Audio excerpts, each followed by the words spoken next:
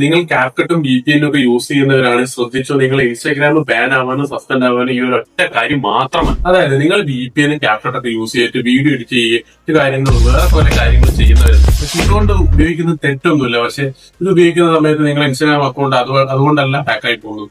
അതായത് നമ്മൾ ഈ VPN ഓൺ ചെയ്തുകൊണ്ട് നിങ്ങൾ ഇൻസ്റ്റാഗ്രാം ഓപ്പൺ ചെയ്യുന്ന സമയത്ത് എന്താണെന്ന് വെച്ചാൽ നിങ്ങളുടെ റീജിയൻ മാറും. നമ്മളെ ഫോണിന്റെ റീജിയൻ IP അഡ്രസ് മാറുന്ന സമയത്ത് ഇൻസ്റ്റാഗ്രാമിന്റെ അകത്ത് എന്ത് ചെയ്യും, ഈ IP അഡ്രസ് സ്റ്റോർ ചെയ്യുന്ന സ്ഥലത്തിന്റെ ലൊക്കേഷൻ വേറെ ആയിരിക്കും. പിന്നെ നിങ്ങൾ ഈ IP അഡ്രസ് എന്ത് ചെയ്യും, ഈ VPN ഓഫ് ചെയ്തതിന് ശേഷം മാറുന്ന സമയത്ത് വേറൊരു റീജിയൻ ആയിരിക്കും കാണിക്കുക.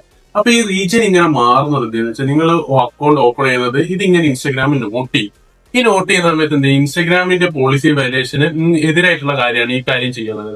ആ സമയത്ത് ഇത് ഇൻസ്റ്റാഗ്രാം നോട്ട് ചെയ്ത് നിങ്ങൾ അക്കൗണ്ട് സസ്പെൻഡ് ചെയ്യാൻ വരെ ചാൻസ് ഉണ്ട്.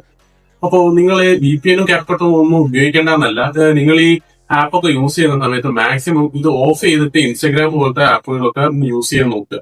അല്ലെങ്കിൽ വെച്ചാൽ നിങ്ങൾ അക്കൗണ്ട് സസ്പെൻഡ് ആവാൻ ഈ ഒരൊറ്റ കാരണം മാത്രം നോക്കും.